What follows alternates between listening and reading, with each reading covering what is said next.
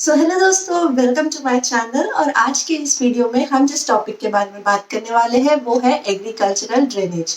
सो पहली चीज, ये ड्रेनेज क्या होता है? ड्रेनेज को हिंदी में हम लोग जल निकास कहते हैं। और ये क्यों करना पड़ता है, खुद ही सोचिए। ड्रेनेज यानी कि एक्सेस वाटर को वहां से निकालना। जब भी कभी बारिश हो जाती है सड़कों में तो आप देखते हो ड्रेन्स है, वहां पे पानी बह जाता है।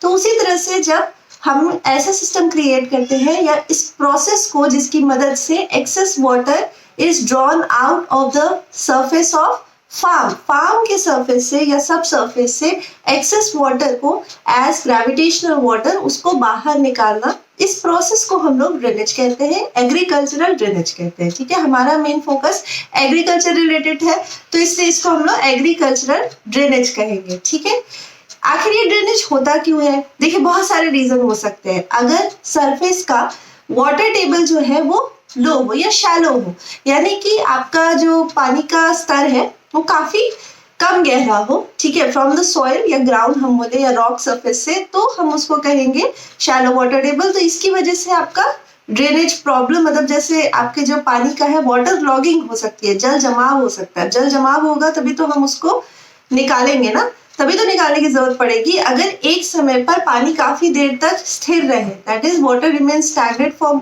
Longer period of time, then we need to remove the excess water. Why? Because इस तरह से जो पौधे हैं उनको सफिशिएंट अमाउंट में ऑक्सीजन नहीं मिलेगा, प्रॉपर एरेशन नहीं मिलेगा, तो उनकी डेथ हो सकती है। Also there will be accumulation of salts and nutrients, जिसकी वजह से उनको नुकसान होगा। सो ये क्यों किया जाता है? ताकि एक प्रॉपर सॉइल कंडीशन मिल सके and to avoid water logging, ठीक है, for optimum crop growth. That's why drainage is done.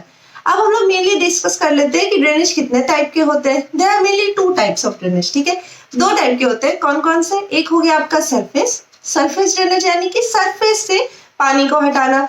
वो प्रोसेस, इस प्रोसेस में क्या होता है कि जनरली जो सरफेस है उसको स्मूथ कर दिया जाता है या एक स्लोप क्रिएट किया जाता है ताकि पानी अपने आप बह जाए with the help of gravity. वैसे इसके और भी पार्ट्स होते हैं जिसको हम लोग वन बाय वन पढ़ेंगे।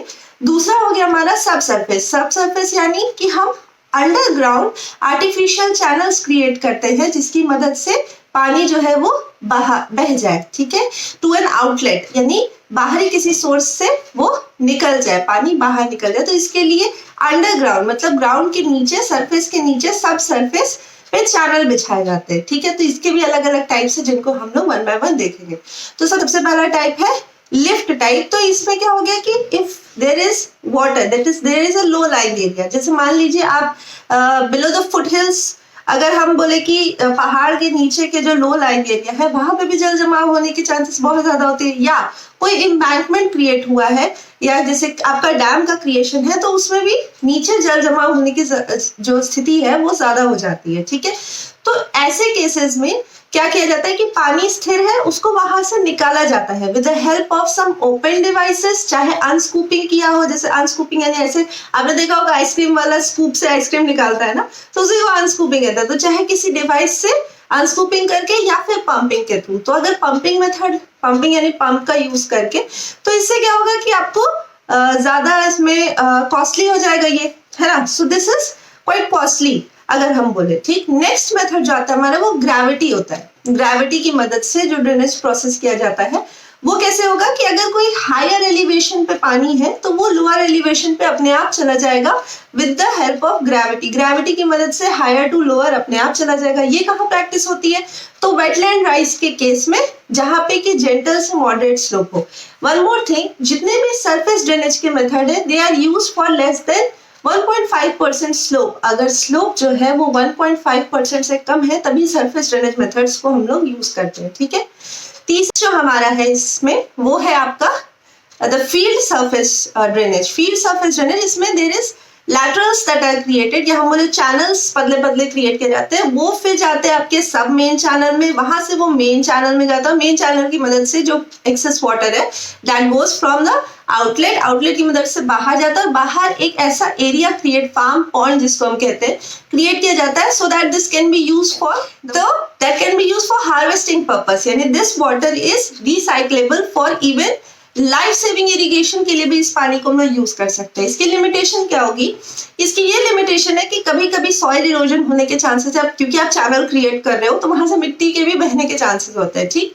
और दूसरा, वीड सीड भी इसमें आ सकती है, मिट्टी के साथ वीड की सीड्स जो है वो भी आपके पानी के साथ इसमें आ सकती है, and that water you are again using for irrigation purpose. तो इसीलिए ये एक इसकी लिमिटेशन हम कह सकते हैं या ड्रॉबैक कह सकते हैं, ठीक। नेक्स्ट जो हमारा मेथड है that is a ditch drainage method. यहाँ डिचेस यानी गड्ढे बनाए जाते हैं और इन्हीं में पानी जो है वो बह के बाहर निकल जाता है, ठीक है। So this method is again, इसमें क्या होता है आपका थोड़ा सा क्रॉप लैंड का नुकसान होता है, बिकॉज आप गड्ढे बना रहे हो तो आपका मेन जो क्रॉप लैंड है उसका नुकसान हो रहा है। अगर हम और बोले तो क्या हो सकता है, इसमें आपके जो आप दूसरे मेजर्स कल्चरल ऑपरेशंस यूज करते हो या आप इक्विपमेंट्स जो यूज करते हो, मैकेनिकल इक्विपमेंट्स, उनमें एक तरह से रुकावटें या बाधा क्रिएट करती है। गड्ढे होंगे तो उन्हें यूज करने में आपको प्रॉब्लम होगी, राइट। नेक्स्ट जो होता है वो है हमारा सब सरफेस ड्रेनेज मेथड, ठीक है। सब सरफेस यानी to the removal of excess water underground, from underground by creating artificial channels, ठीक है, and to remove or collect the water and remove it with the help of an outlet। यानी कि हम जो है underground artificial channel create कर रहे हैं जिसकी मदद से पानी जो है वो इकट्ठा होके आउटलेट की मदद से बाहर चला जा रहा है, ठीक, एक्सेस वाटर जो है। So this is the sub surface drainage. How many types of sub surface drainage are? So there are mainly 4 type. पहला है आपका टाइल ड्रेनेज। टाइल ड्रेनेज में क्या होता है कि देयर इज आर्टिफिशियल टाइल्स, आपका टाइल्स का क्रिएशन, चैनल्स जो है वो टाइल्स की मदद से की जाती है। These tiles are made mainly of clay और कॉन्क्रीट, ठीक है। तो टाइल्स जो है अलग अलग ग्रेड पे, अलग अलग डेप्थ पे रहती है और उसके बाद वहां से वाटर इकट्ठा होके with the help of outlet बाहर निकल जाता है पानी, ठीक। नेक्स्ट है आपका मोल ड्रेनेज।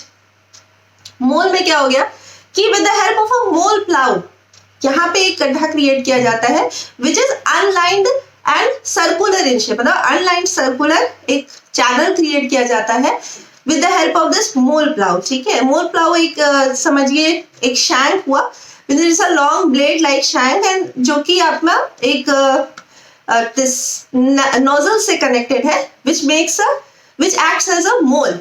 जैसे मोल देखते हो ना, खोदता है, तो वही वो मोल की तरह वहां पे एक स्पेस क्रिएट कर देता है, ठीक है। Next method is your vertical drainage and the last one is your drainage wells। यहाँ mainly wells create किए जाते हैं, ठीक है। And this drainage wells is mainly practiced in the case of irrigated areas। Okay, so that's all for the subsurface drainage। अब हम ये जान लेते हैं कि जो ये सिस्टम होता है ड्रेनेज सिस्टम, ये भी आपके कुल 4 तरीके के होते हैं, ठीक है, जो इंपॉर्टेंट है उन्हें हम जान लेते हैं। तो जो सबसे पहला है आपका वो कौन सा हो गया रैंडम। यानी कि अगर ड्रेनेज चैनल्स रैंडमली क्रिएट किए गए हो और फिर वो मेन एक चैनल से कनेक्ट होकर देन आउटलेट की मदद से पानी बाहर चला जाए, तो that comes under the random one. ये क्यों क्रिएट किया जाता है? जैसे कि अगर पानी स्कैटर्ड हो, है ना, wet areas are scattered, then this random method is followed. Okay, random system is followed. Next जो है हमारा that is herring bone. Herring bone मतलब कि the laterals are arranged like at 45 degree to the sub mains, और उसके बाद फिर main channel यहाँ पे है और उसके बाद फिर आउटलेट है। ये सब मेन हो गया, this is the main channel and the laterals are connected like this to the sub main channel. Okay, तो इस तरह से लैटरल जो है वो 45 डिग्री पे दोनों साइड से लाइक दिस, ओके, दोनों साइड से कनेक्टेड है to the sub main channel. और क्योंकि दोनों साइड से कनेक्टेड है तो this looks like the bone of a fish, इसलिए इसका नाम हो गया हेरिंग बोन, ठीक है। तीसरा आपका होता है ग्रिड आयरन। ग्रिड आयरन मतलब जैसे कि this is the sub main channel and this is the lateral, it will be at 90 degree पे होगा ये, ठीक है, और एक ही साइड से होगा। अगर है फिर इधर से होगा, फिर इधर से, मतलब this will be only on one side, एक साइड से ही होगा, तो इसको हम लोग ग्रिड आयरन कहते हैं, ठीक है। और लास्ट जो है आपका that is your interceptor. Interceptor मतलब कि वही आपके गड्ढे क्रिएट किए गए और गड्ढे आपस में कनेक्टेड है to the sub main and then the main channel, तो वो आपका हो गया इंटरसेप्टर मेथड, ठीक है। So this all were the systems of drainage. हमने मेथड पढ़ा, तो एक बार शॉर्ट समरी देख लेते हैं, ठीक है। सबसे पहले हमने पढ़ा कि ड्रेनेज की डेफिनेशन क्या है। It is the process of removal of excess water, gravitational water, ठीक है, और free water from the surface और subsurface to remove water logging and maintain the soil moisture for optimum crop production. Okay, so this is drainage. This is agricultural drainage. Now there are two methods, surface methods. Under surface method, first one is the lift drainage, then the next one is आपका मिट्टी वाला, ठीक है, then field surface and the last one was ditch drainage, okay. और आपका सब surface में कौन सा आ गया, तो टाइल हो गया, मोल्स हो गया, देन आपका दिस वर्टिकल वेल एंड आपका drainage well, vertical drainage and drainage wells, ठीक है। So these were the methods, ये आपके जितने मेथड्स हैं। देन सिस्टम में आते हैं, तो सिस्टम कितने टाइप के हैं आपके, 4 टाइप के, पहला random, then herringbone, then gridiron and then interceptor. So I hope आपको ये वीडियो अच्छी लगी होगी। So please like this video and subscribe to my channel for more such agricultural concepts. Thank you so much.